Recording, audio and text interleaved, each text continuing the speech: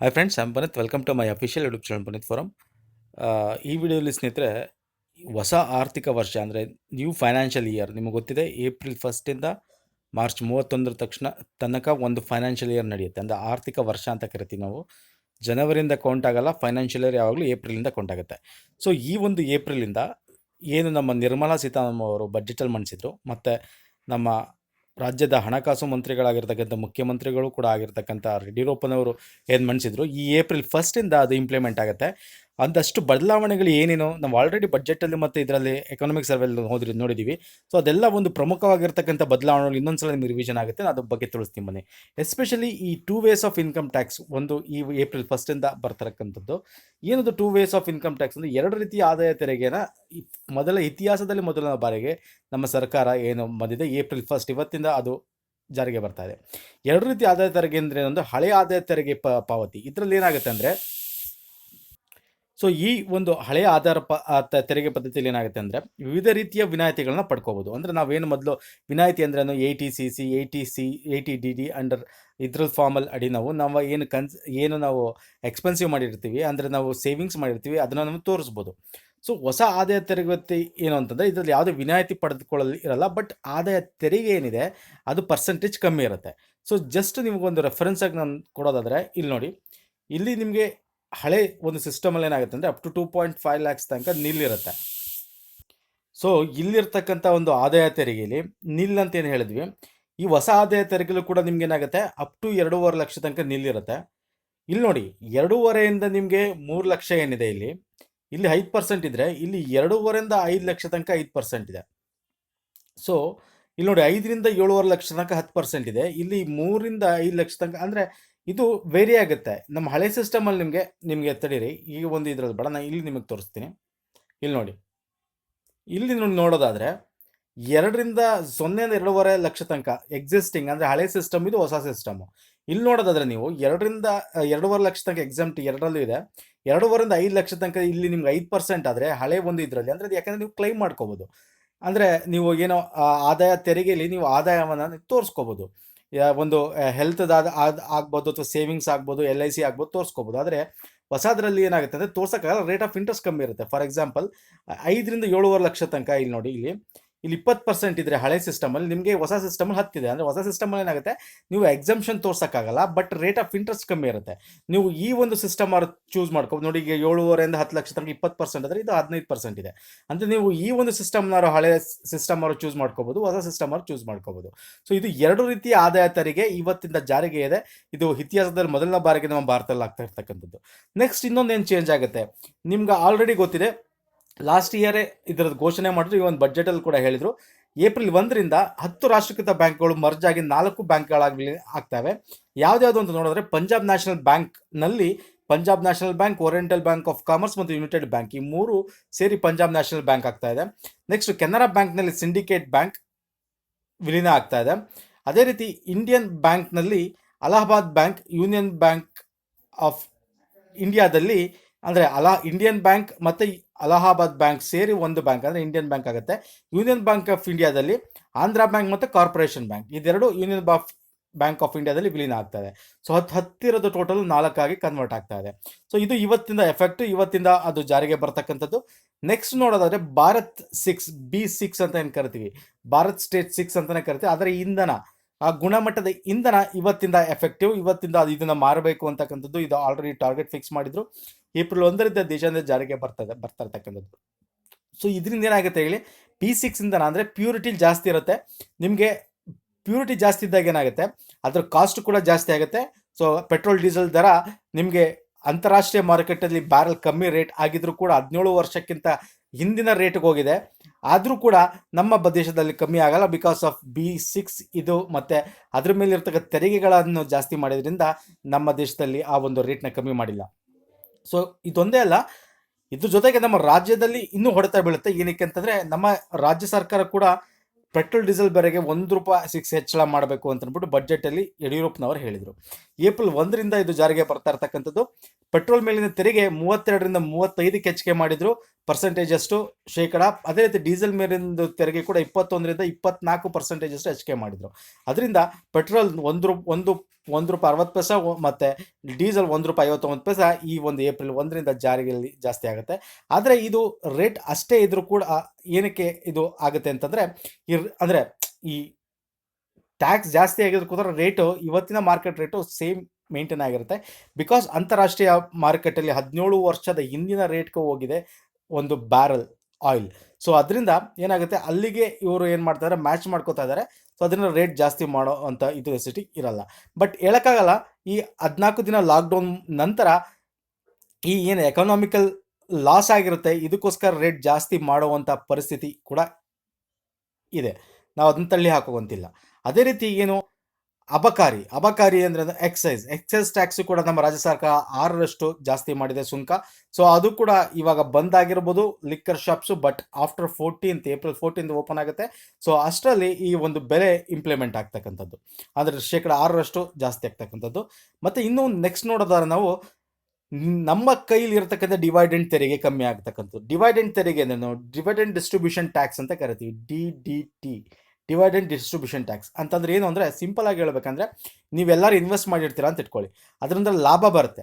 ಈಗ for example 4 ಜನ ಸೇರಿ ಒಂದು ಕಂಪ್ನಿ ನಡೆಸ್ತಾ ಇದ್ದಾರೆ, ಲಾಭ ಬರುತ್ತೆ. ನೀವು ಇನ್ಕಮ್ ಅರ್ನ್ ಮಾಡೋದು ಬೇರೆ, ನೀವು ಸ್ಯಾಲ್ರಿ ತೊಗೊಂಡು ಅರ್ನ್ ಮಾಡೋದು ಬೇರೆ, ಲಾಭ ಬರೋದು ಬೇರೆ. ಲಾಭ ಬಂದಾಗ ಏನಾಗುತ್ತೆ, ಎಲ್ಲರೂ ಡಿಸ್ಟ್ರಿಬ್ಯೂಟ್ ಮಾಡ್ಕೋತೀರಾ. ಅದು 10 ಜನ ಇರಲಿ, 1000 ಜನ ಇರಲಿ. For example public sector company ಆದರೆ ಏನು ಮಾಡುತ್ತೆ, ಶೇರ್ಸ್ಗೆ ಏನು ಆ ಲಾಭ ಬಂದಿರುತ್ತೆ, ಶೇರ್ಸ್ ಮುಖಾಂತರ ಕೊಡ್ತಕ್ಕಂಥದ್ದು. ಆ ಲಾಭಗ ಅಂಶ ಏನಿದೆ ಡಿವೈಡ್ ಮಾಡ್ಕೋತೀವಲ್ಲ, ಅದಕ್ಕೂ ಕೂಡ ತೆರಿಗೆ ವಿಧಿಸ್ತಾ ಇತ್ತು. ಆದರೆ ಇದು ಇವಾಗಿರಲ್ಲ. ಅಂದರೆ ಇದು ಏನು ಹೇಳುತ್ತೆ ಅಂತಂದರೆ, 10 ಲಕ್ಷವರೆಗಿನ ಡಿವೈಡೆಂಡ್ ತೆರಿಗೆ ಮೊದಲು ಇತ್ತು, ಆದರೆ ಅದಕ್ಕಿಂತ ಜಾಸ್ತಿ ಇದ್ದರೆ ಲಾಭಾಂಶ ಅದಕ್ಕೆ ತೆರಿಗೆ ಕೊಡಬೇಕಾಗಿತ್ತು, ಡಿವೈಡೆಂಡ್ ಡಿಸ್ಟ್ರಿಬ್ಯೂಷನ್ ಟ್ಯಾಕ್ಸ್ ಅಂತ. ಅದು ತೆರಿಗೆ ಜಾಸ್ತಿ ಇತ್ತು.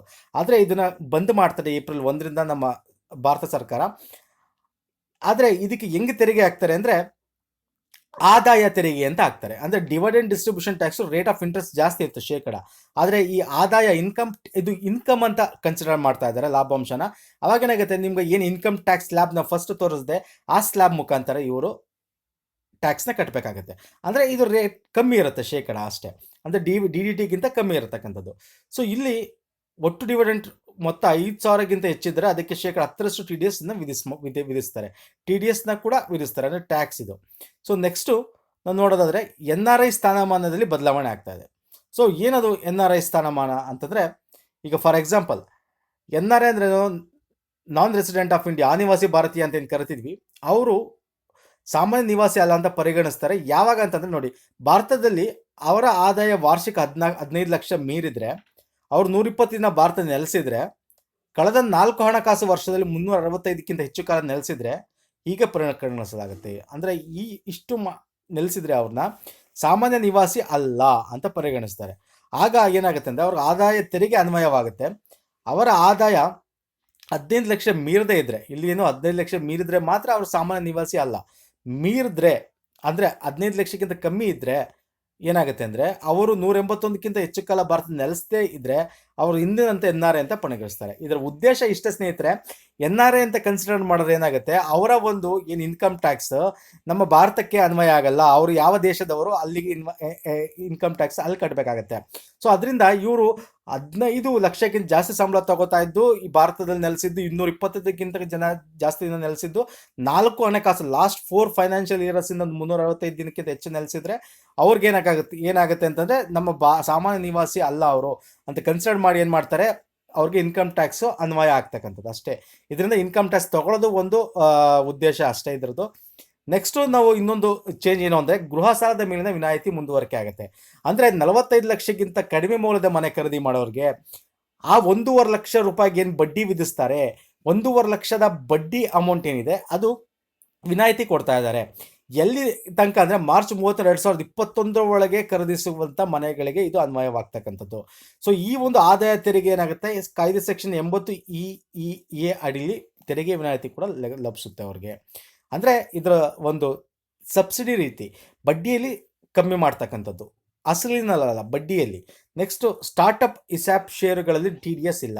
TDS ಅಂತ ನಾವು ಟ್ಯಾಕ್ಸ್, ಈಗ ಯಾವುದೋ ಶೇರ್ಸ್ ತಗೊಳ್ಳೋ ಸ್ಟಾರ್ಟಪ್ ಕಂಪನಿ ಅಂದ್ರೇನು, ಈಗ ತಾನೇ ಉದ್ಯಮ ಆರಂಭಿಸ್ತಿರ್ತಕ್ಕಂಥ ಕಂಪನಿ, ಅಲ್ಲಿ ಏನಾದ್ರು ಶೇರ್ಸ್ ಮಾರಾಟ ಮಾಡ್ತಾರೆ ಅಂತ ಇಟ್ಕೊಳ್ಳಿ. ಆವಾಗ ಶೇರ್ಸ್ ಮಾಡಿದಾಗ ನಾವು ಶೇರ್ಸ್ನ ತೊಗೊಂಡ್ರೆ ಅದಕ್ಕೆ TDS ಅಂತ ಕಟ್ ಮಾಡ್ತಾರೆ. ಆದರೆ ಅದನ್ನು ಕಟ್ ಮಾಡಲ್ಲ ಇನ್ಮೇಲೆ ಟ್ಯಾಕ್ಸ್ನ. ಅದ್ರ ಬದಲು ಏನು ಮಾಡ್ತಾರೆ ಅಂದರೆ, ಆ ಕಂಪನಿ ನೌಕರರು ಇದನ್ನು ಈ ಶೇರ್ನ ಏನು ಮಾರಾಟ ಮಾಡುವಾಗ ಅಥವಾ ಶೇರ್ನ ಕಂಪ್ನಿ ಬಿಟ್ಟು ಹೋಗುವಾಗ ಅಥವಾ ಶೇರ್ ತಗೊಂಡಿದ್ದ 5 ವರ್ಷ ಮುಗಿಯೋದರ ಒಳಗೆ ಒಟ್ಟಿಗೆ TDSನ ಕಡಿತ ಮಾಡ್ತಕ್ಕಂಥದ್ದು. ಅಂದರೆ ತಗೊಂಡ ತಕ್ಷಣ ಮಾಡಲ್ಲ, 5 ವರ್ಷದ ಒಳಗೆ ಅಥವಾ ಅವ್ರ ಕಂಪ್ನಿ ಬಿಟ್ಟು ಹೋಗ್ಬೇಕಾದ್ರೆ ಅಥವಾ ಆ ಶೇರ್ನ ಮಾರಾಟ ಮಾಡ್ಬೇಕಾದ್ರೆ ಮಾತ್ರ ಕಟ್ ಮಾಡ್ತಕ್ಕಂಥದ್ದು. ಸೊ ಈ ಒಂದು ಅಟ್ ಎ ಲಾಟ್ ಅಂದರೆ ಒಂದು ಟೈಮಲ್ಲಿ ಕಟ್ ಮಾಡ್ತಕ್ಕಂಥ ವ್ಯವಸ್ಥೆಯನ್ನು ತಂದಿರ್ತಕ್ಕಂಥದ್ದು. ಅದು ಈ ಏಪ್ರಿಲ್ 1 ಆಗ್ತಕ್ಕಂಥದ್ದು. ಮತ್ತು EPF ಪಿಂಚಣಿ ಏನಿದೆ, ಸೊ ಇದು ಕೂಡ ವೆರಿ ಇಂಪಾರ್ಟೆಂಟು ಕಾನ್ಸೆಪ್ಟ್. ಅವರು ಏನು ಮಾಡಿದ್ದಾರೆ ಅಂದರೆ, ಈ ದುಡ್ಡು ಜಾಸ್ತಿ ಸಂಪಾದನೆ ಮಾಡ್ತಾರೆ ನೋಡಿ, ಹೈ ಲೆವೆಲ್ ಲೆವೆಲಲ್ಲಿ ಏನು ಎಂಪ್ಲಾಯೀಸ್ ಇರ್ತಾರೆ ಅಂತಂದರೆ VP ಲೆವೆಲ್, ಡೈರೆಕ್ಟರ್ ಲೆವೆಲ್, ಆ ಲೆವೆಲ್ ಇರ್ತಾರಲ್ಲ, ಅಂಥವ್ರಿಗೆ ಇದು ಏನಾಗುತ್ತೆ ಅಂತಂದರೆ ಅವ್ರು ಕಟ್ತಕ್ಕಂಥ EPF ಪಿಂಚಣಿ ಏನು ಸಂಬಂಧವಾಗಿರ್ತಕ್ಕಂಥ ಏನಿರುತ್ತೆ ಅದಕ್ಕೆ ಟ್ಯಾಕ್ಸ್ ವಿಧಿಸ್ತಕ್ಕಂಥದ್ದು. ಅಂದರೆ ಫಾರ್ ಎಕ್ಸಾಂಪಲ್ ಇಲ್ಲಿ ಏನೇನು ಹೇಳ್ತಾರೆ ಅಂದರೆ, ಒಬ್ಬ ಕಂಪ್ನಿ ನೌಕರ ಇರ್ತಾನೆ ಇಟ್ಕೊಳ್ಳಿ, ಅವನು EPF, NPS ಮತ್ತು ಪಿಂಚಣಿ ನಿಧಿ ಅಂತ ಅವ್ರೇನು ಸೇವಿಂಗ್ಸ್ನ ಕಟ್ತಾ ಇರ್ತಾರೆ ನೋಡಿ, ತೋರಿಸ್ತಾ ಇರ್ತಾರೆ ಇಷ್ಟು ಕಟ್ತಾ ಇದ್ದೀವಿ ಅಂಥೇಳಿ. ಅದು ವರ್ಷಕ್ಕೆ 7.5 ಲಕ್ಷಕ್ಕಿಂತ ಜಾಸ್ತಿ ಮೀರಿದ್ರೆ, 7.5 ಲಕ್ಷ ಸೇವಿಂಗು PF ಅದೆಲ್ಲ ಕಟ್ಟೋರು ಅಂಥವ್ರು ಹೈ ಲೆವೆಲ್ ಸ್ಯಾಲ್ರಿ ತೊಗೊಳ್ತಾರೆ, ಡೈರೆಕ್ಟರ್ ಲೆವೆಲ್ ಸ್ಯಾಲ್ರಿ ತೊಗೊಳ್ತಾರೆ, ವೈಸ್ ಪ್ರೆಸಿಡೆಂಟ್ ಲೆವೆಲ್ ಸ್ಯಾಲ್ರಿ ತೊಗೊಳ್ದು ಅಂಥವ್ರು. ಸೊ ಅವ್ರದ್ದು 7.5 ಲಕ್ಷ ಅಷ್ಟು ಮೀರಿದ್ರೆ, ಆ 7.5 ಲಕ್ಷ ಇದೆಯಲ್ಲ ಅದು ಆದಾಯ ಅಂತ ಕನ್ಸಿಡರ್ ಮಾಡುತ್ತೆ ಸರ್ಕಾರ. ಅಂದರೆ ಈಗ ಫಾರ್ ಎಕ್ಸಾಂಪಲ್ 10,000, 20,000, 1 ಲಕ್ಷ, 2 ಲಕ್ಷ ತೊಗೊಳ್ಳೋರಿಗೆ ಇಷ್ಟೊಂದು ಸೇವಿಂಗ್ಸ್ ಅವರು ಈ PF ಅಲ್ಲಿ ಮತ್ತು ಪಿಂಚಣಿ ಅಂತಂದರೆ ಪೆನ್ಷನ್ ಸ್ಕೀಮಲ್ಲಿ ಹಾಕಿರಲ್ಲ. ಸೊ ಇದು ಜಾಸ್ತಿ ಹಾಕಿರ್ತಾರಲ್ಲ ಅದನ್ನು ಆದಾಯ ಅಂತ ಕನ್ಸಿಡರ್ ಮಾಡ್ತಾರೆ 7.5 ಲಕ್ಷಕ್ಕಿಂತ ಜಾಸ್ತಿ ಇದ್ದರೆ. ಸೊ ಅದಕ್ಕೂ ಕೂಡ ತೆರಿಗೆ ವಿಧಿಸಲಾಗುತ್ತೆ. ಇದು ಫಸ್ಟ್ ಟೈಮು ಈ ಒಂದು ತೆರಿಗೆ ಅಂದರೆ ನಾವೇನು ಸೇವಿಂಗ್ಸು ಮತ್ತು ಈ ಪಿಂಚನ್ EPF ಏನಿದೆ ಅದು ತೆರಿಗೆ ಅಂಡರ್ ತರ್ತಾ ಇರೋದು, ಅದು 7.5 ಲಕ್ಷಕ್ಕಿಂತ ಜಾಸ್ತಿ ಮೀರಿದ್ರೆ. ಸೊ ಇದು ಏಪ್ರಿಲ್ 1 ಇವತ್ತಿನ ಜಾರಿಗೆ ಬರ್ತಾ ಇರ್ತಕ್ಕಂಥದ್ದು. ನೆಕ್ಸ್ಟು ಬಡ್ಡಿ ದರ ಇಳಿಕೆ ಮಾಡ್ತಾ ಇದ್ದಾರೆ. ನಿಮಗೆ ಗೊತ್ತಿದೆ ಈ ಒಂದು ವೈರಸ್ ಎಫೆಕ್ಟಿಂದ ಏನಾಗಿದೆ, ನಮ್ಮ RBI ಗವರ್ನರ್ ಶಶಿಕಾಂತ್ ದಾಸ್ ಕೂಡ ಈ 2-3 ದಿನದ ಮುಂಚೆ ಒಂದು ಸುದ್ದಿಗೋಷ್ಠಿ ಮಾಡಿ ಏನು ರೇಪೋ ರೇಟ್ನ ಕಮ್ಮಿ ಮಾಡಿ ಬಡ್ಡಿ ದರ ಎಲ್ಲ ಕಮ್ಮಿ ಮಾಡಿದರು. ಸೊ ಇದನ್ನು ಬ್ಯಾಂಕ್ಗಳು ಇಂಪ್ಲಿಮೆಂಟ್ ಮಾಡಬೇಕು. ಅದನ್ನು ಎಕ್ಸಿಸ್ಟಿಂಗ್ ಲೋನ್ಸ್ ಆಲ್ರೆಡಿ ಲೋನ್ ತೊಗೊಂಡಿರ್ತಾರೆ, ಎಕ್ಸಿಸ್ಟಿಂಗ್ ಲೋನ್ಸು, ಈಗ ಲೋನ್ ತೊಗೊಳ್ತಕ್ಕಂಥ ಇದ್ರ ಮೇಲೆ ಏನಾಗುತ್ತೆ ಬಡ್ಡಿ ದರನ 0.7, 0.5 ಇಳಿಸಬೇಕು ಅಂತೇಳಿ ನಿರ್ಧಾರ ಬ್ಯಾಂಕ್ಗಳು ಕೂಡ ಮಾಡಿದೆ. ಇದು ಏಪ್ರಿಲ್ 1 ಈ ಫೈನಾನ್ಷಿಯಲ್ ಇಯರಿಂದ ಎಫೆಕ್ಟಿವ್ ಆಗಿ ಜಾರಿಗೆ ಬರ್ತಾ ಇರ್ತಕ್ಕಂಥದ್ದು. ಸೊ ಇದಿಷ್ಟು ಮುಖ್ಯವಾಗಿರ್ತಕ್ಕಂಥ ಆರ್ಥಿಕತೆಯ ಬಗ್ಗೆ ಏನು ಸರ್ಕಾರ ಕೈಗೊಂಡಿದೆ, ಘೋಷಣೆ ಮಾಡಿತ್ತು ಬಜೆಟ್ ಮತ್ತು ಬೇರೆ ಬೇರೆ ಒಂದು ಸಂದರ್ಭದಲ್ಲಿ ಈ April 1 new financial year 2020 implement ಆಗ್ತಾ ಇದೆ ಸ್ನೇಹಿತರೆ. ಇದಿಷ್ಟು ನಿಮಗೆ ಅರ್ಥ ಆಗಿದೆ ಅಂತ ಅಂದ್ಕೊಂಡಿರ್ತೀನಿ. It will helpful for your all competitive exams ಅಂತ ಹೇಳ್ತಾ ಈ ವಿಡಿಯೋ ಇಲ್ಲಿಗೆ ಮುಗಿಸ್ತಾ ಇದ್ದೀನಿ. ಅದಕ್ಕಿಂತ ಮುಂಚೆ ಇನ್ನೊಂದು ಆಡಿಟ್ ಮಾಡಬೇಕಾಗಿಲ್ಲ, ಇದೊಂದು ಮರ್ತಿದೆ, ಇದೊಂದು ಎಕ್ಸ್ಟ್ರಾ ಸೇರಿಸ್ಕೊಳ್ಳಿ.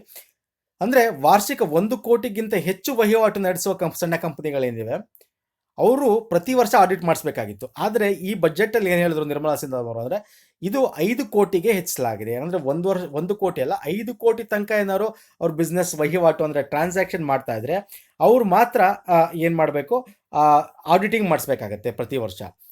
ಇಲ್ಲಾಂದರೆ 1 ಕೋಟಿ, 2 ಕೋಟಿ, 3 ಕೋಟಿ, 4 ಕೋಟಿ ತನಕ ಮಾಡ್ತಾರೆ, ಆಡಿಟಿಂಗ್ ಮಾಡೋ ನೆಸಿಟಿ ಇಲ್ಲ. ಇದು ಕೂಡ ಈ ಒಂದು ಏಪ್ರಿಲ್ 1 ಜಾರಿಗೆ ಬರ್ತಾ ಇದೆ. ಇದರಿಂದ ಕಮ್ಮಿ ಅಂದರೆ MSME ಅಂತ ಏನು ಹೇಳ್ತೀವಿ, ಗುಡಿ ಕೈಗಾರಿಕೆ ಇದ್ದವ್ರಿಗೆ ಒಂದು ರೀತಿ ವಿನಾಯಿತಿ ಸಿಕ್ತಂಗೆ ಆಗುತ್ತೆ. ಸೊ ಇದಿಷ್ಟು ಮುಖ್ಯವಾಗಿರ್ತಕ್ಕಂಥ ಪಾಯಿಂಟ್ಸ್ ಸ್ನೇಹಿತರೆ. ಇದಿಷ್ಟು ನಿಮ್ಗೆ ಅರ್ಥ ಆಗಿದೆ ಅಂದ್ಕೊಂಡು ನೆಕ್ಸ್ಟ್ ಪುನಃ ಸಿಗ್ತೀನಿ. ಧನ್ಯವಾದಗಳು.